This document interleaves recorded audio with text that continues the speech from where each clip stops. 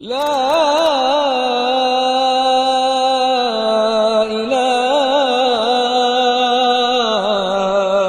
إلا الله.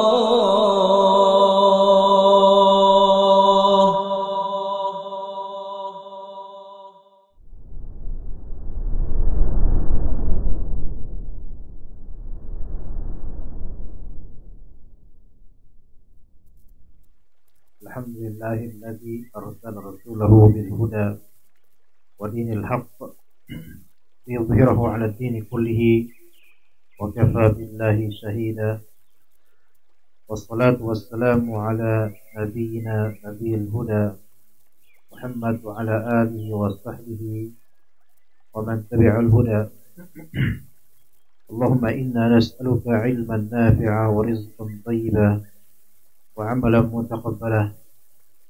اللهم إنا نعوذ بك من علم لا ينفع ومن قلب لا يخشع ومن نفس لا تشبع ومن دعاء لا يسمع. اللهم إنا نسألك الهدى والتقى والعفاف والغنى.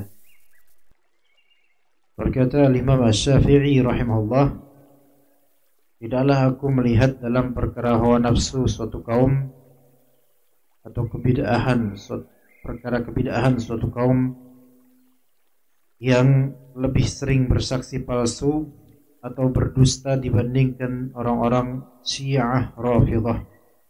Itu mereka berarti termasuk ahlul bid'ah yang paling banyak berdusta. Itu diantara karakteristik orang-orang Syiah, berdusta, bohong.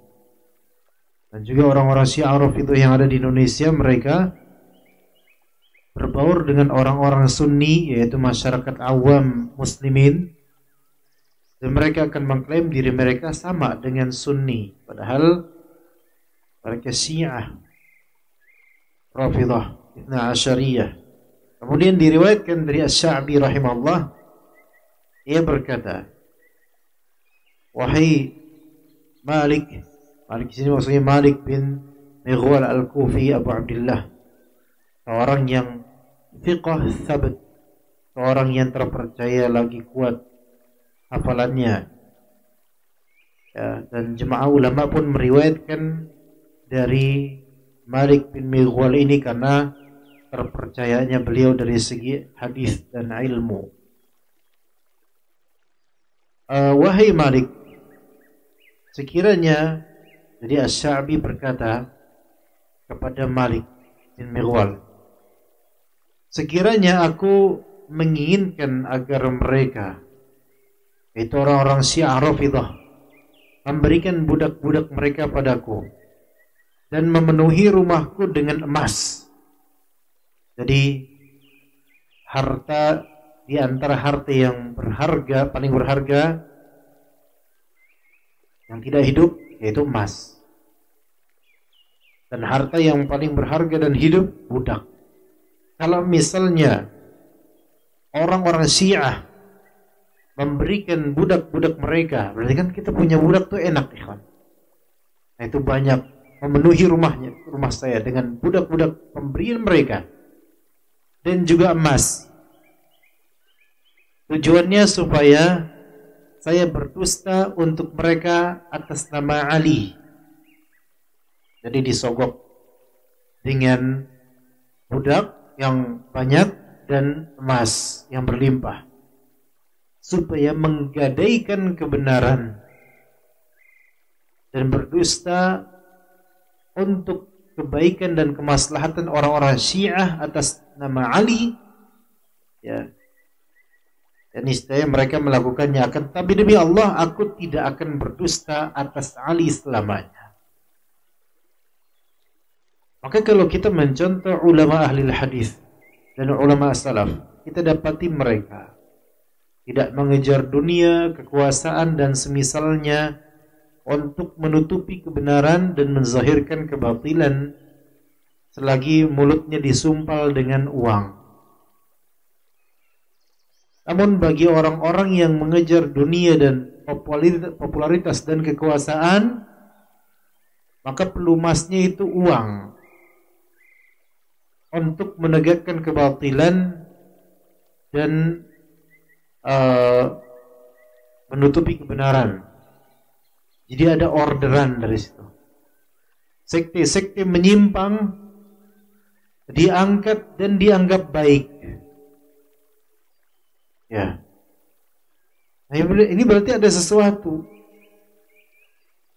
Dan itu tidak akan orang-orang seperti ini dengan inisiatif sendiri memuji-muji sekte-sekte menyimpang yang keluar dari Islam, bahkan dipuji-puji, diucapkan selamat dan seterusnya. Melainkan ada sesuatu.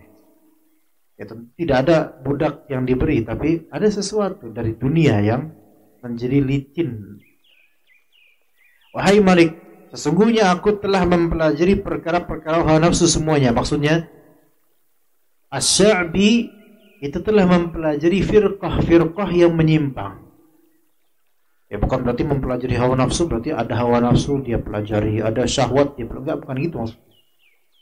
Maksudnya adalah mempelajari metodologi berpikir dan akidahnya atau amaliyahnya firqah atau kelompok yang menyimpang. Itu maksud. Aku telah mempelajari mereka semua dan propaganda mereka. Ya, jadi sudah menguasai ilmu dirasatil firq namanya. Yaitu ilmu pembelajaran tentang firqah-firqah menyimpang. Namun aku tidak melihat suatu kaum yang mana mereka lebih dungu daripada apa yang disebut sebagai kaum Khasyabiyah. Ini salah satu sekte Syiah. Ya intinya Khasyabiyah ya Syiah. Kalau sekarangnya Rafidhah kita anggap aja. Seandainya mereka itu adalah binatang, maka mereka adalah keledai-keledai. Kenapa di sini Asy-Sya'bi memisalkan mereka ini seperti keledai? Karena bagi bangsa Arab, keledai itu sejelek-jelek binatang. Maksudnya sejelek di sini, sehina-hina, serendah-rendah kadar binatang dan nilainya. Bahkan dibandingkan dengan anjing, itu lebih rendah keledai. Iya. Memang anjing menurut jumhur ulama najis. Ya. Tetapi anjing masih ada manfaat dan ada karakter yang terpuji darinya bagi orang Arab, yaitu wafa. Wafa di sini bukan nama pesantren ya. Wafa di sini apa ya wafa, ikhwan? Indonesia apa ya wafa? Amanah. Setia, ya. Setia. Tapi kalau keledai, dalam Al-Quran saja keledai itu permisalan yang buruk. Memang ada namanya kalb, anjing, ada permisalan yang buruk. Tapi di Al-Quran pun kalb atau kilab itu pun ada bagus-bagusnya. Ya coba di surat Al-Kahf, ya kan? Apakah anjingnya tercela? Enggak. Memang dalam hadis ada kilabun nar, anjing-anjing neraka itu khawarij, betul, tapi itu neraka, bukan anjing-anjing duniawi. Ya. Kemudian kata Nabi SAW, idza walagha al-kalbu fi ina'i ahadikum falyaghsilhu sab'an ulahunna biturab. Dalam redaksi lain, ukhrahunna biturab. Jika ada seekor anjing yang menjilati bejana minummu atau makanmu, maka cucilah 7 kali. Pertamanya dengan debu atau terakhirnya dengan debu. Tapi itu tidak melazimkan, hadis itu tidak melazimkan hinanya karakter anjing gitu loh. Nah kalau kita kan anjing itu seburuk-buruk makhluk ya, seburuk-buruk binatang tuh anjing di kita nih. Karena pertama menganggapnya najis. Ya. Kedua karena tidak boleh pelihara, bahkan bisa menggugurkan banyak pahala kalau memeliharanya tanpa darurat atau hajat yang dikecualikan dalam Islam. Makanya orang Jawa bahasa anjing bahasanya. Apa bahasa anjingnya orang Jawa? Gimana ngomongnya anak? Orang Jawa punya bahasa. Kosakata anjing apa? Asu. Itu dari bahasa Arab. Iya. Antum pahami lafal asu ini dari segi usul fikih. Ada al dan su. Su itu keburukan. Al istighraqiyah, segala jenis keburukan. Iya. Antum nggak tahu kan? Baru tahu kan? Bahkan orang Jawa tulen kromo inggil pun baru tahu sekarang. Karena itu Anda cuma Anda yang ngomong satu pulau Jawa, Anda doang ngomong. Tapi Anda yakin dari situ ya, kawan. Karena orang-orang Jawa tuh banyak yang mengambil dari istilah-istilah Arabik. Qolah misalnya. Dari bahasa Arab, idza kana al-ma'u qullatain, qullah, qolah. Jadi kan? Qolah. Ya. Mereka benar, orang Jawa kadang benar gitu loh, ngikutinnya benar. Coba misalnya hari libur apa? Pray. Doa ya kan ya? Ya dari situ emang ngambil serapan dari bahasa aslinya. Kereta apa? Sepur dari bahasa Belanda. Kita belajar apa sekarang? Tadi sampai mana tadi? Sampai anjing ya. Jadi asu di Al-Quran banyak asu, itu al dan su keburukan. Al imma istighraqiyah, imma jinsiyah, imma ahdiyah. Tapi di sini istighraqiyah. Itu segala maksud, segala keburukan terkumpul padanya. Itu bagi kita. Apakah di bahasa Arab anjing disebut asu? Bukan. Al-kalb. Nah, dalam Al-Quran permisalan buruk binatang itu apa? Buaya? Bukan. Oh, di kita buaya, yaitu himar. Iya. Inna ankaral aswati la sautul hamir. Sesungguhnya seburuk-buruk suara adalah suaranya keledai. Lihat di surat Luqman ayat sekian, halaman kedua, kiri bawah, paling bawah ujung. Iya. Kemudian di surat Al-Jumu'ah, kamathalil himari yahmilu asfara. Orang-orang Yahudi ngerti, atau orang-orang Nasara ngerti, atau orang-orang yang dia membawa ilmu tapi dia nggak ngerti gitu loh. Itu seperti keledai sedang membawa banyak buku-buku tebal. Jelek permisalannya. Jadi permisalan kedunguan itu himar, keledai. Nah kalau di Indonesia kok nggak diucap? Karena di Indonesia nggak begitu dikenal keledai. Walaupun makanannya sering kedelai, tapi keledai kurang dikenal. Lebih banyak asu, ya. Apalagi di daerah sini, ya kan? Baik. Seandainya mereka tergolong binatang, yaitu Syiah, maka mereka adalah keledai-keledai. Permisalan jelek untuk mereka. Dan seandainya mereka tergolong binatang burung, maka sungguh mereka itu burung-burung rakham. Jenis burung yang dikenal memiliki sifat ingkar janji atau sifat kotor. Itu dalam kitab An-Nihayah fi Gharibil Hadits karya Ibnu Al-Athir. Baik, dan juga berkata Asy-Sya'bi rahimahullah, aku peringatkan kalian dari hawa-hawa nafsu yang menyesatkan, dari kebid'ahan yang menyesatkan, dan seburuk-buruknya adalah orang-orang Rafidhah. Hal itu karena ada di antara mereka, di tengah-tengah orang Rafidhah, ada orang-orang Yahudi yang mencela agama Islam agar kesesatan mereka menjadi hidup, sebagaimana Bulis atau Syawud mencela seorang raja bagi orang-orang Yahudi atau Nasrani.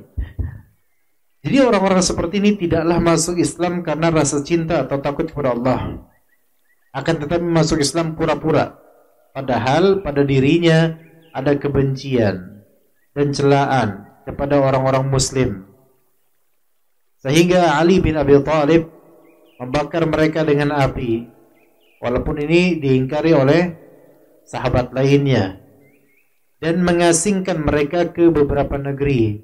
Ini saking apanya, ikhwan? Saking berbahayanya mereka. Ya, seolah-olah mereka itu cinta kepada Islam dan kaum muslimin, namun pada hakikatnya tidak. Mereka membenci Islam dan kaum muslimin. Di antara mereka ada Abdullah bin Saba, diasingkan ke negeri Sabat. Abdullah bin Shabab dan Abu Al-Qurush, serta anaknya diasingkan ke negeri Jazan. Itu karena ujian orang-orang Rafidhah itu sama seperti ujian orang-orang Yahudi bagi kaum muslimin. Jadi intinya adalah Yahudi versus Islam, tapi Yahudinya ini dengan jubah Rafidhah, Syiah Rafidhah. Fadhal, iqra. Orang-orang Yahudi berkata, kerajaan itu tidak layak kecuali bagi keluarga Nabi Daud alaihissalam. Dan orang-orang Rafidhah mengatakan kepemimpinan itu tidak layak kecuali bagi keluarga Ali. Orang-orang Yahudi berkata, tidak ada jihad fisabilillah di jalan Allah sehingga Al-Masih Dajjal keluar atau Nabi Isa turun dari langit. Sedangkan orang-orang Rafidhah mengatakan, tidak ada jihad sehingga Imam Mahdi keluar, kemudian ada yang mengumandangkan jihad dari langit. Orang-orang Yahudi mengakhirkan salat maghrib sehingga bintang-bintang menjadi jelas cahayanya. Demikian pula halnya orang-orang Rafidhah. Padahal Rasulullah sallallahu alaihi wasallam bersabda, "La tazalu ummati 'ala al-fitrati ma lam yu'akhiru al-maghriba hatta tashtabika an-nujuma." Umatku senantiasa dalam keadaan fitrah selama mereka tidak mengakhirkan salat maghrib hingga bintang-bintang menjadi terang cahayanya. Baik. Kemudian di sini ada sedikit perbedaan antara orang-orang Yahudi dengan orang-orang Rafidhah, Syiah Rafidhah. Dan ternyata ketika kita melihat perbedaan antara Yahudi dengan Syiah Rafidhah, ternyata Syiah Rafidhah itu lebih parah dalam urusan menyelisihi kaum muslimin dan memerangi kaum muslimin lebih dibandingkan Yahudi.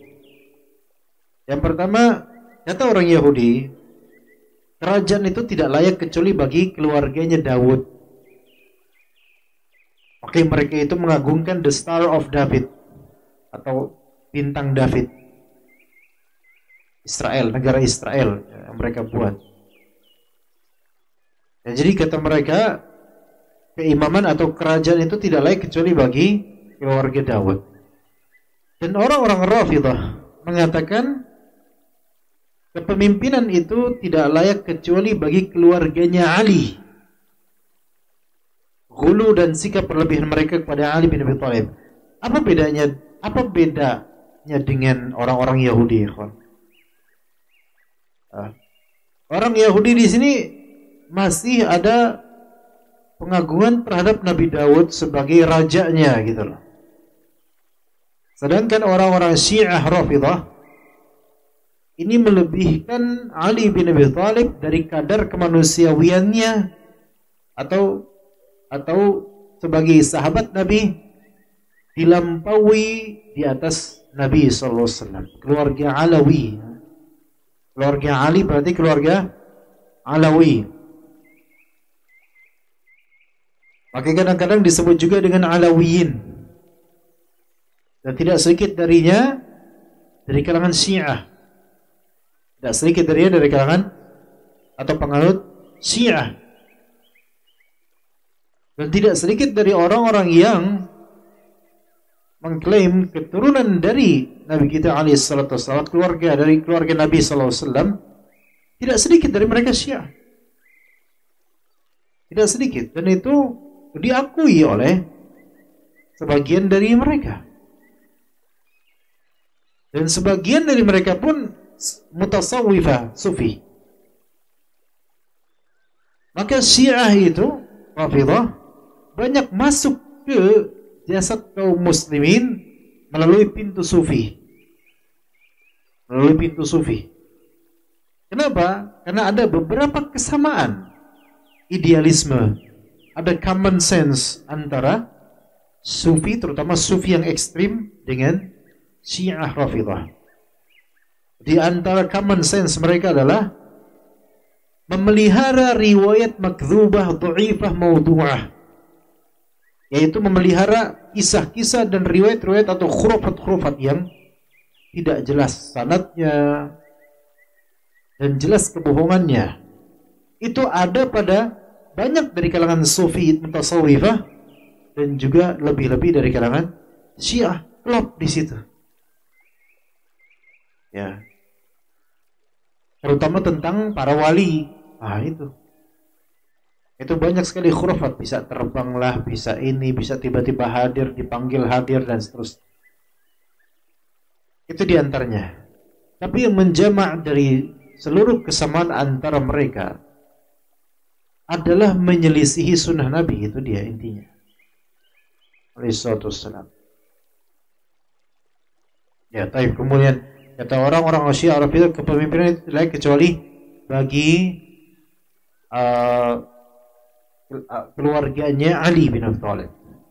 Kemudian perbedaan berikutnya, orang-orang Yahudi berkata, tidak ada jihad fi sabilillah di jalan Allah sehingga Al-Masih Dajjal keluar atau Nabi Isa turun dari langit. Ini anggapan orang Yahudi. Enggak ada jihad fi sabilillah kecuali kalau misalnya Dajjal keluar atau Nabi Isa turun ke langit. Ini kata mereka. Dan mereka tahu mereka salah, orang Yahudi. Paham nggak maksud mereka? Jihad baru ada ketika apa? Dajjal keluar dan Nabi Isa turun ke langit. Pertanyaannya, wahai Yahudi, nanti pas Dajjal keluar siapa pengikut terbanyak? Ya kaum ente. Jihad dari mana? Justru kaum antumlah wahai Yahudi yang menjadi pengikut Dajjal. Lalu ketika nanti Nabi Isa alaihissalam turun dari langit ke bumi untuk menumpas si Dajjal ini, kira-kira orang kayak Yahudi ini mau diapain? Imma yang Yahudi ini kemudian masuk Islam, karena dalam hadis Nabi SAW akan disebutkan tidak ada ahli kitab melainkan masuk Islam, atau imma orang Yahudi ini betul-betul kekeh ikut dengan Dajjal. Maka jihad dari mana? Ya. Itu bagi mereka, bagi orang Yahudi ya. Sedangkan orang-orang Rafidhah mengatakan tidak ada jihad sehingga Imam Mahdi keluar.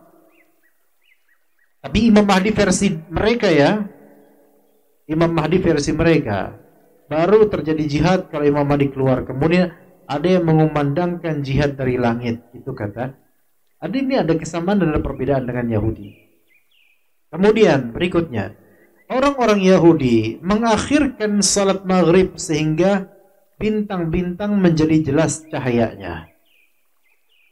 Jadi mereka beribadah maghrib diakhirkan sampai bintang-bintang menjadi jelas cahayanya, agak malaman dikit.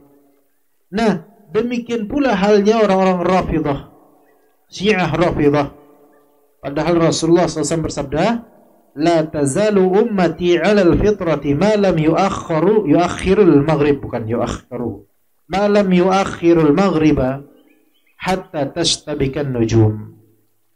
Umatku senantiasa dalam keadaan fitrah selama mereka tidak mengakhirkan salat maghrib hingga bintang-bintang menjadi terang cahayanya. Dan beberapa kalangan mutasawwifah atau sufi itu malah justru mengikuti hal-hal seperti ini. Mereka menerapkan penundaan buka puasa dan sholat maghrib di bulan Ramadan. Sampai kapan? Sampai agak malaman dikit kelihatan ada bintang berkilauan, baru mereka mau buka puasa. Lah itu kalau misalnya bulan Ramadannya musim panas. Lah kalau musim hujan, bintangnya nunggu kapan? Gak datang-datang bintangnya, akhirnya puasa wisol sampai besok nggak buka. Maka ini menyelisih sunnah Nabi SAW. Dan juga kadang-kadang bukan kita nggak jauh lagi ke orang-orang sufi. Kadang-kadang di rumah kita, ibu-ibu terutama, ibu-ibu repot masak, repot nyiapin makanan, repot di dapur, dan sengaja ketika berkumandang azan, tahu itu waktu buah puasa, ditunda-tunda. Bukankah begitu ya? Mama ada yang kayak gitu nggak? Ada yang kayak gitu. Ditunda-tunda. Ayo bu, buka. Iya bentar nanti dulu nih masih godok dan sebagainya. Maka di antara sunnah adalah apa? Mengakhirkan sahur dan menyegerakan buka puasa pada waktunya, bukan menyegerakan pas iklan sirup. Ya. Orang-orang Yahudi sedikit berpaling dari arah kiblat. Demikian pula orang-orang Rafidhah. Apalagi sekarang orang-orang Rafidhah di Iran, mereka tidak menganggap kiblat mereka Ka'bah atau semisalnya. Mereka kiblatnya di Karbala. Orang-orang Yahudi memanjangkan pakaian hingga di bawah mata kaki. Nah tuh, berarti isbal dong. Ya, pakai pakaian di bawah mata kaki, sampai bawah mata kaki. Ini berarti aslinya orang-orang Yahudi. Ya, ada keserupaan sama orang Yahudi kalau kita masih kayak gitu. Tapi jangan kita bilang juga dengan orang yang isbal, "Hei Yahudi," jangan gitu. Ya. Padahal Rasulullah SAW demikian pula halnya orang-orang Rafidhah pada dasar begitu. Ya, sekarang memang itu style Barat ya, karena pengaruh mereka juga orang Yahudi. Padahal Rasulullah SAW pernah melewati seseorang yang memanjangkan pakaian di bawah mata kaki. Lalu Rasulullah SAW menjadikan orang itu berpakaian di atas mata kaki. Jadi sebenarnya berpakaian atau bercelana di atas mata kaki nggak melebihi itu dari Nabi SAW sumbernya. Sementara berpakaian atau bercelana sampai menjulur di bawah mata kaki, dari siapa asalnya?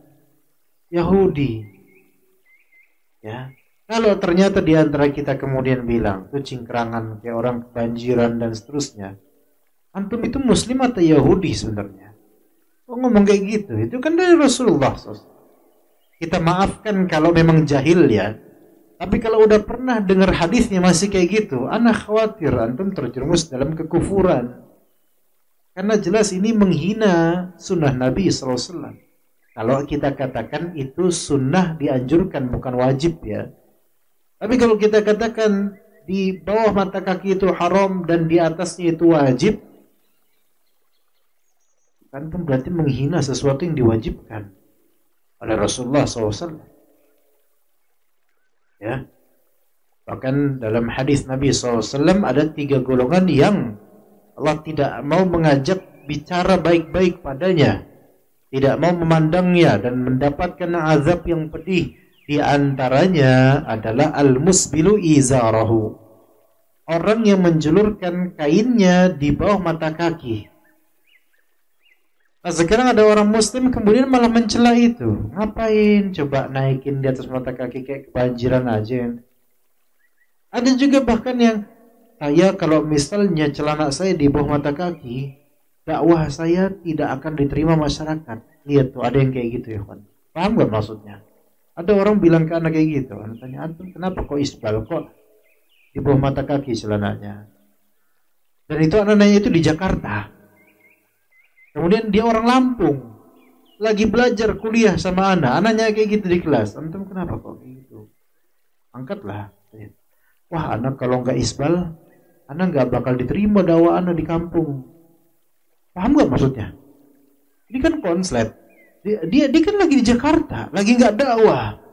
Kok nyambungin alasannya ke kampung demi melegalisir isbalnya?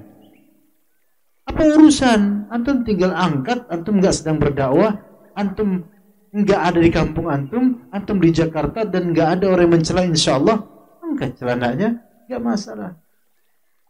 Tapi qadarullah sebagian itu hanya alasan. Kadang-kadang ada yang sengaja isbal cuma karena tidak mau kayak orang-orang Wahabi.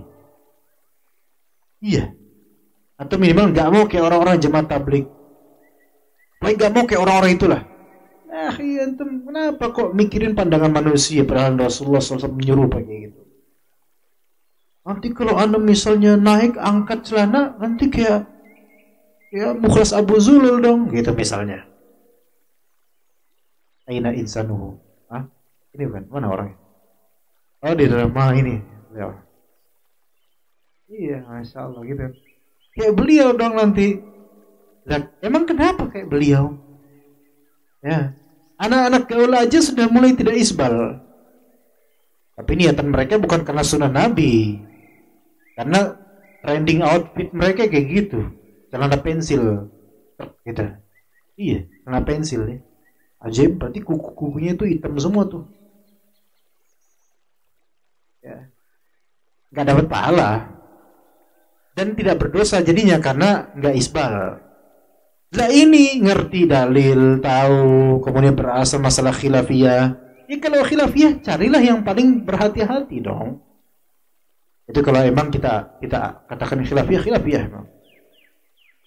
Baik, kemudian menjadikannya Rasulullah SAW melihat melewati seorang memanjangkan pakaian di bawah mata kaki, kemudian menjadikan orang itu berpakaian di atas mata kaki.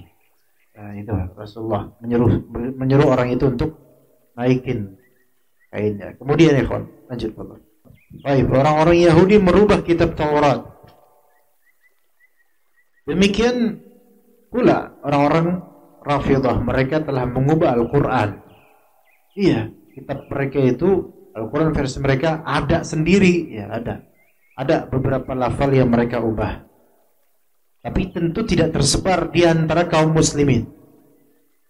Kalau tersebar di antara kita sekarang pasti ketahuan salahnya. Karena wa inna lahu lahafizun, kata Allah, kami menjaga Al-Quran dari tahrif lafzi, dari penyelewengan lafal, akan ketahuan deh. Kemudian orang-orang Yahudi berpendapat wanita tidak memiliki masa iddah. Demikian pula orang-orang Rafidhah. Ini dia nih yang harus dibenahi dari pemikiran sebagian kaum muslimin. Orang-orang Yahudi berpendapat wanita kalau diceraikan tidak memiliki masa iddah. Ngerti nggak masa iddah itu? Masa iddah itu hitungan masa atau durasi setelah ditalak sampai di kemudian berpisah betul-betul dan sudah berpisah sama sekali. Ini masa iddah, ya. Masya Allah, tadi dikasih baterai, sekarang dikasih speaker. Masya Allah. Tertinggal satu kamera shot ke beliau. Nah, ikhlas sekalian, ada banyak kesalahpahaman di masyarakat tentang masa iddah ini. Gara-gara propaganda Yahudi bahwasanya perempuan tidak punya masa iddah. Sehingga kalau suami bilang udah kita pisah aja, langsung ada soundtrack pulangkan saja aku ke rumah ibuku atau ayahku. Enggak gitu ceritanya, bro. Itu lagu. Ya, itu lagu, dan itu dari mereka ini. Dalam Islam itu perempuan yang ditalak, ya, talak pertama dan kedua, ya khalas, dia tetap stay di rumah suaminya. Rumah di sini dalam artian baik rumah milik suaminya atau kontrakan suaminya. Ya, begitu. Tetap bersama suaminya, satu rumah, satu atap, bahkan satu kamar juga. Ya. Kalau misalnya talaknya di masa hamil, maka iddahnya sampai ngebrojol tuh anak atau keguguran gitu. Kalau misalnya kalau misalnya talaknya di non hamil, maka 3 kali masa suci dari haid atau masa haid, 3 kali masa haid selesai. Nah itu tetap bersama suami, bukan malah kemudian ya udah kalau gitu kita pisah aja, kata suami. Ya udah oke, kata istrinya. Oh, packing barang, dibantu sama suaminya packing barang. Ya, aku bantu kamu biar cepat-cepat nyah dari rumahku. Salah ini. Kemudian si istrinya kemudian ke rumah, bapak ibunya safar sendiri pula. Ini salah, banyak kesalahan. Ini gara-gara lagu nih. Iya, lagu kenangan. Masih diputer lagi. Ada lagi di playlist di Androidnya. Nah ini repot nanti. Ya. Apa anda dengar sayap-sayap azan atau gimana ya kan? Berarti kita habis salat Isya nanti ya, insyaallah kita lanjutkan. Wassallallahu ala nabiyina Muhammad wa ala alihi wa sahbihi ajma'in.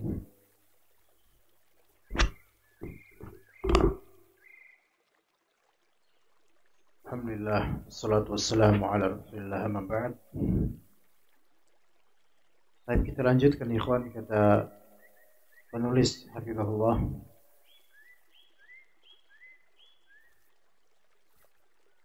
Jadi orang-orang Yahudi berpendapat wanita tidak memiliki masa iddah, sehingga ketika diceraikan langsung pulang ke rumah orang tuanya.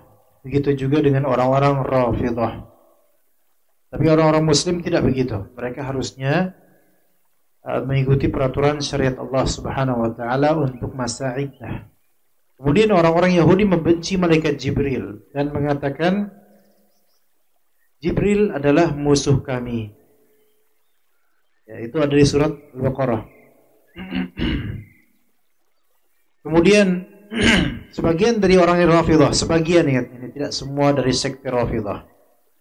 Mereka mengatakan Jibril keliru dalam menyampaikan wahyu kepada Muhammad. Ini kata sebagian dari mereka.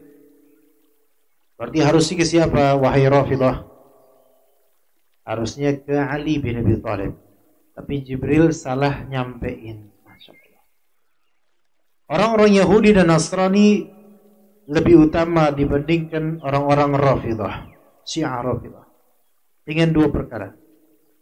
Yaitu contoh, orang-orang Yahudi kalau ditanya, siapa orang terbaik dari pemeluk agama kalian, wahai Yahudi?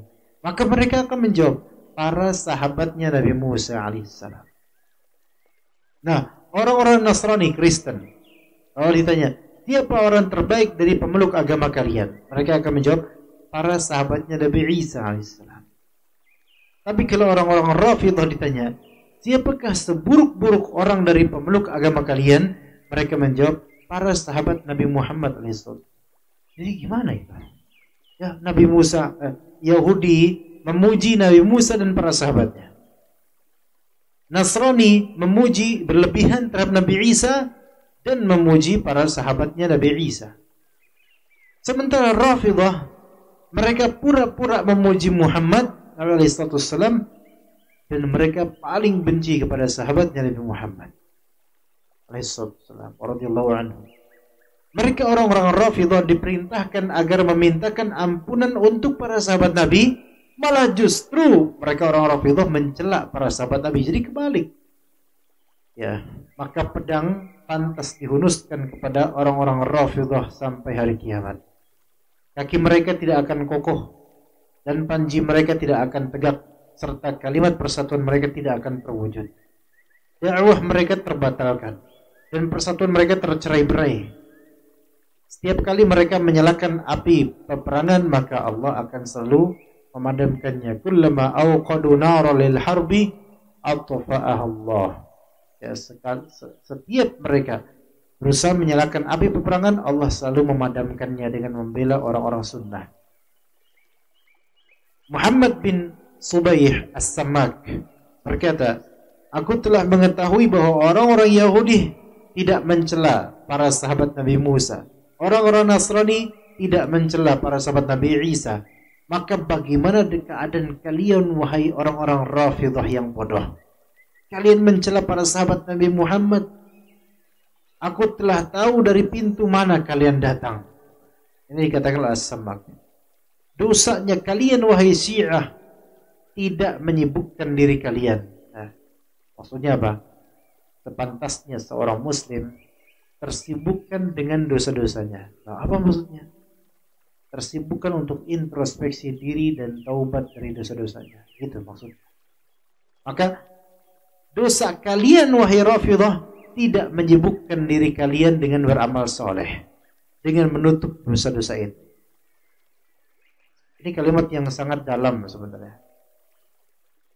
Seseorang itu ketika dia tahu punya banyak dosa, hendaklah dia menjadi sibuk gara-gara dosanya itu. Yaitu sibuk apa? Sibuk menutup dosanya dengan taubat dan ketaatan. Kalian bukannya taat, bukannya dosa kalian membuat kalian sibuk dalam ketaatan, malah justru dosa kalian membuat kalian terus-menerus melakukannya. Sekiranya kalian tersibukkan oleh dosa kalian, niscaya kalian akan merasa takut kepada Rabb kalian, kepada Allah. Begitu.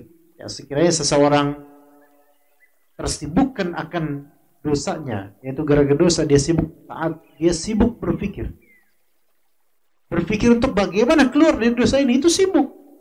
Maka dia akan takut pada Allah. Ibaratnya kita ini punya dosa.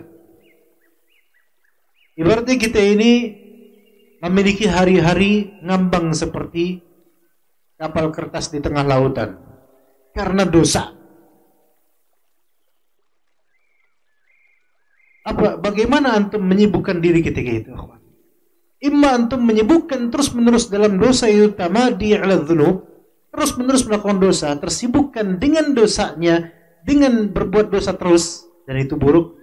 Atau imma antum tersibukkan dengan mencari jalan agar bisa keluar dari samudra dosa ini.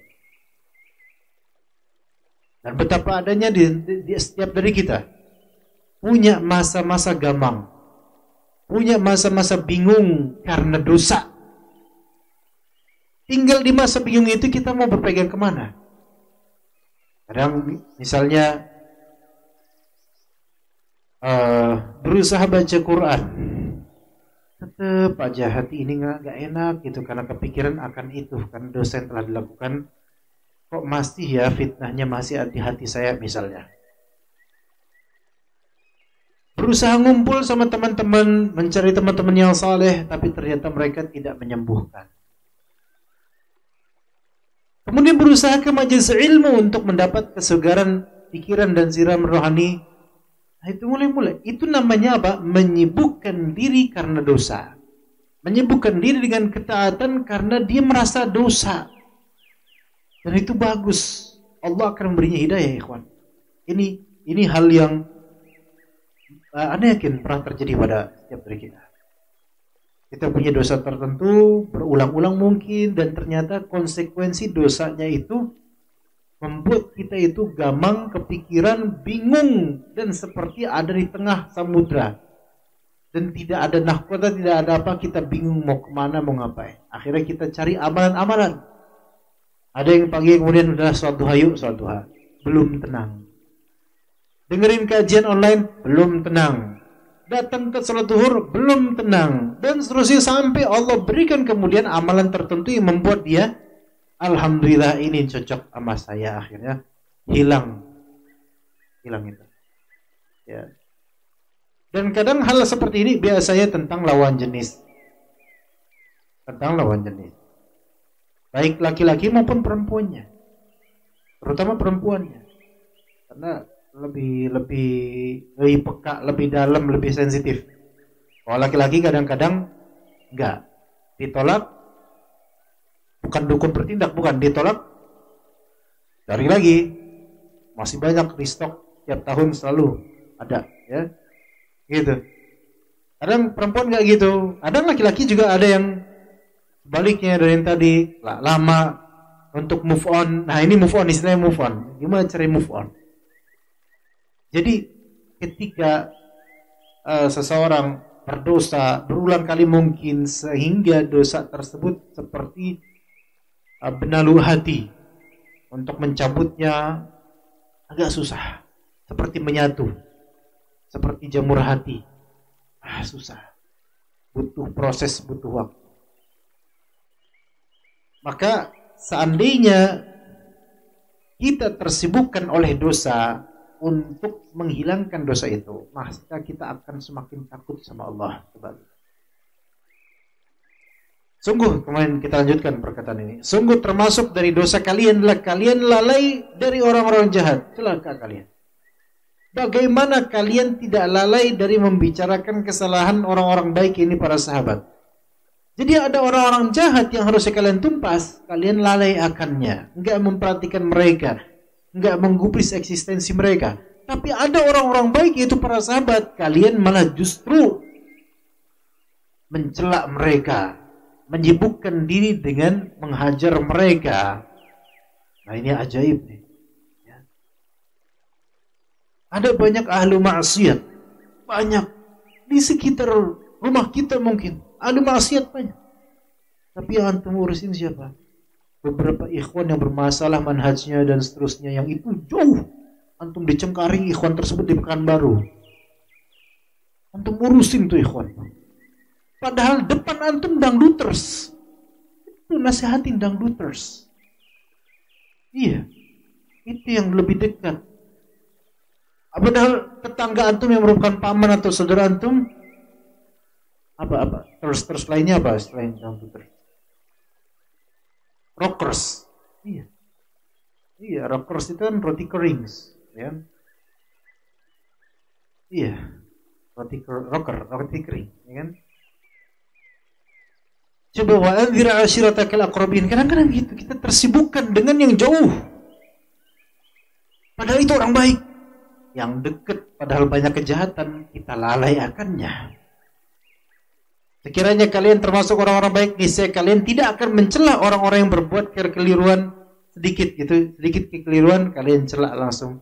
Tapi kalian berharap bagi mereka rahmat dan zat yang Maha Penyayang, yaitu ada sebagian ikhwan mungkin kesalahannya kecil. Apa kesalahannya? Ketika masuk majelis ta'lim misalnya di masjid tidak sholat tahiyatul masjid. Ini kesalahan kecil, tidak wajib, kesalahan kecil. Itu dipermasalahin, masya Allah. Sampai repot mempermasalahkan itu, membincangkan, cari dalil dan seterusnya, masya Allah. Dan kemudian menghajar ikhwan tersebut dan menganggap ikhwan tersebut aneh. Bahkan ada di suatu tempat, ada WhatsApp, Anda udah berapa tahun lalu, Ustaz, di sini masya Allah Ustaz, kalau kita sholat ba'diyah masih di tempat kita sholat fardu, itu dianggap aneh sama orang-orang. Paham gak maksudnya? Jadi kalau nggak berpindah, itu sunnah, memang berpindah sunnah, tapi tetap di tempat itu dianggap aneh. Itu sunnah dia. Hanya kesalahan kecil, kalaupun kita bilang itu salah.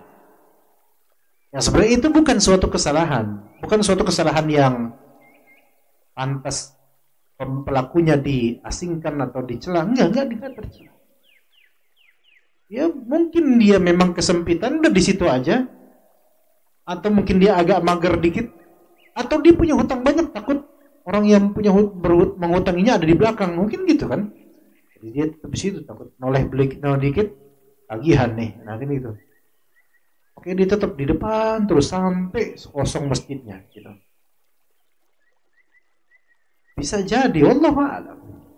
Maka yang kecil itu jangan dibesar-besarkan. Sementara masalah besar, sok di depan masjid. Seberang masjid apa? Ada kemaksiatan enggak? Ada, lebih besar. Haram. Itu, permasalahan itu.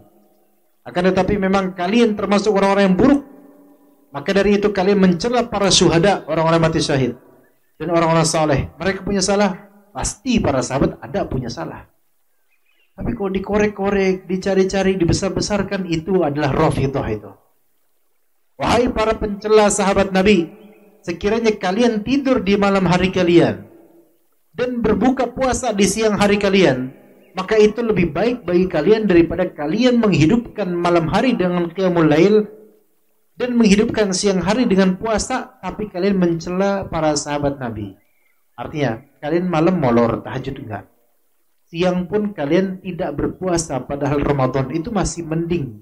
Lebih baik dibandingkan kalian qiyamul lail iya, siang puasa, tapi kalian menghina sahabat Nabi. Kenapa? Karena kalau menghina sahabat Nabi ini sama dengan meruntuhkan banyak dari pondasi Islam.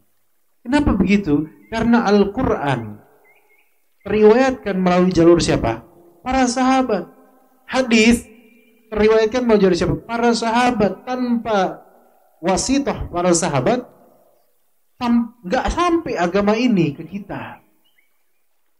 Maka ketika kita diskreditkan dan hina generasi yang merupakan yang paling pertama ini, berarti kan mematikan wahyu, gitu loh. Ujung-ujungnya itu mengingkari Al-Quran dan Sunnah. Dan orang-orang Syiah Rafidhah, mereka tidak percaya dengan Al-Quran versi kita yang ada di sini. Tidak percaya mereka. Jadi ubah-ubah itu Al-Quran. Dan mereka tidak memakai 90% lebih hadis Nabi SAW yang ada di kitab-kitab Sunnah. Enggak, kenapa? Karena semua sahabat dijarah semua, didiskreditkan, dijelekkan, semuanya fasik, bahkan dikafirkan oleh sebagian dari orang Rafidhah. Maka keagamaan mereka tuh beda sama kita ya. Maka dikatakan di sini, dan bergembiralah kalian dengan sesuatu yang tiada kegembiraan di dalamnya. Masya Allah, ajib kalimatnya. Ya, antum bilang ke teman, bergembiralah kamu. Gembira apa? Bergembiralah akan suatu hal yang tidak ada kesenangan di dalamnya. Lu ngomong apa sih, kira? Artinya di sini adalah kalimat yang Sok silakan bergembira. Bergembiralah wahai penghuni neraka, misal begitu. Ini seperti ada ya kalimat apa bahasanya tuh ngenyek gitu apa ya? Menohok gitu ya. Apa ya? Ngece. Ya seperti itulah. Bergembiralah kalian dengan sesuatu yang tiada kegembiraan di dalamnya jika kalian tidak bertaubat dari apa yang kalian lihat dan dengar. Celaka kalian, mereka para sahabat Nabi telah mendapatkan kemuliaan dalam perang Badar. Dan mereka juga telah mendapatkan kemuliaan dalam perang Uhud. Sebab mereka semuanya telah mendapatkan ampunan dari Allah sebagaimana firman Allah Subhanahu wa taala, "Innal ladzina tawallaw minkum yawmal taqal jam'an innamastazallahumush syaitanu bi ba'dhi ma kasabu wa laqad 'afa Allahu 'anhum." Semuanya orang-orang yang berpaling di antara kalian pada hari bertemu dua pasukan itu, hanya saja mereka digelincirkan oleh syaitan disebabkan sebagian kesalahan yang telah mereka perbuat di masa lampau. Sungguh Allah telah memberi maaf kepada mereka. Mereka walaupun punya kesalahan di beberapa peperangan misalnya, para sahabat dimaafkan. Perang Uhud dimaafkan oleh Allah Subhanahu wa taala. Kami Ahlussunnah berhujjah untuk Nabi Ibrahim Khalilur Rahman. Dia berkata, "Faman tabi'ani fa innahu minni wa man 'asani fa innaka ghafurur rahim." Kata Nabi Ibrahim, "Faman tabi'ani fa innahu minni."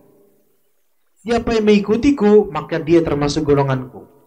"Wa man 'asani," siapa yang mendurhakaiku, maka sesungguhnya Allah Ta'ala, sesungguhnya Engkau ya Allah Maha Pengampun lagi Maha Penyayang. Maka di sini Nabi Ibrahim alaihissalam menawarkan ampunan dari Allah Ta'ala bagi orang yang durhaka. Ini sebagai hujjah untuk orang Rafidah. Bagi mereka orang Rafidah itu para sahabat Nabi mayoritas itu kufur, kafir. Kenapa? Karena mereka punya salah. Ini itu salah. Lalu bagaimana dengan ayat-ayat Al-Quran? Menawarkan ampunan bagi orang yang bersalah, durhaka, bertaubat, dan betapa banyak sahabat Nabi mereka bertaubat dari itu. Dan dalam nas pun Allah Ta'ala mengatakan walaqad 'afallahu anhum. Allah Subhanahu wa taala memaafkan mereka. Dalam ayat lain radhiyallahu anhum. Allah Subhanahu wa taala meridhai mereka.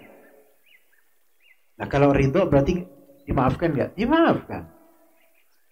Maka sekiranya Allah mengatakan sesungguhnya engkau sekiranya Nabi Ibrahim mengatakan, ya Allah sesungguhnya Engkau aziz, hakim, dan azabmu azab yang pedih misalnya, maka berarti di sini ditampakkan dalam ini sisi intiqam, yaitu membalas dengan pedihan dan azab. Tapi enggak. Wa man 'asani fa innaka ghafurur rahim. Dan siapa yang menyelisihi aku, yaitu Nabi Ibrahim, siapa yang menyelisihi Nabi Ibrahim, maka sesungguhnya Engkau ya Allah Maha Pengampun lagi Penyayang. Jadi doakan oleh Nabi Ibrahim mereka yang bersalah. Maka dengan perbuatan siapakah kalian wahai Syiah Rafidhah berhujjah untuk perbuatan kalian wahai orang-orang bodoh? Tidak lain kalian berhujjah hanya dengan perbuatan orang-orang bodoh. Sungguh seburuk-buruk khalaf adalah orang khalaf yang mencela orang-orang salaf. Ya, khalaf itu artinya apa? Orang-orang yang hadir belakangan setelah generasi salaf. Dan kita termasuk khalaf. Salaf itu 3 generasi pertama, terutama para sahabat itu salaf. Maka orang-orang yang datang setelah salaf disebut khalaf. Barang siapa dari orang-orang khalaf ini, dan termasuk kita orang-orang khalaf, yang mencela orang-orang salaf, maka ini seburuk-buruk orang. Seburuk-buruk orang. Kalau misalnya kita ada di dalam kelas, ya, ada Pak Guru atau Bu Guru, martabat yang paling pertama, deretan pertama itu biasanya anak-anak rajin, pintar, ya nggak mesti pintar lah, minimal rajin lah, minimal kelihatan sungguh-sungguh dah. Antum di mana waktu itu? Di mana antum? Di balik papan di belakang, ada papan di balik, di situ makan gorengan antum. Udah gitu, tampil bandel kayak gitu, suuzon dan ngejelek-jelekin orang-orang yang duduk di depan. Tuh soalim tuh si Panjul tuh lagu banget di depan, diminta contekan, belaga nggak denger, sok, ya gitu ya. Ini seburuk-buruk orang ikhwan. Dia berada di martabat terburuk dan dia mencela orang-orang terbaik, gitu loh. Ajib, ya. Dan itulah Rafidhah, seperti itu keadaannya. Paling terdampar, paling jelek, paling buruk, dan mencela orang-orang yang paling baik dalam Islam. Sungguh satu orang dari generasi salafus saleh itu lebih baik daripada 1000 orang dari generasi khalaf. Mereka para sahabat Nabi telah mendapat ampunan dari Allah sebagaimana firman Allah, "Walaqad 'afallahu 'anhum," dan sesungguhnya Allah taala telah memberi maaf kepada mereka. Maka apa yang akan kalian katakan kepada orang yang telah diampuni oleh Allah? Ya, mungkin kita cukup sampai sini insyaallah materinya. Tidak ada soal kan insyaallah ya, enggak ada pertanyaan, kita cukup aja. Karena makin malam, makin mendekati waktu subuh, jadi ana harus cepat-cepat pulang ya. Wassallallahu ala nabiyina Muhammad wa ala alihi wa sahbihi ajma'in. Subhanakallahumma bihamdika asyhadu an la ilaha illa anta astaghfiruka wa atubu ilaik. Assalamualaikum warahmatullahi wabarakatuh.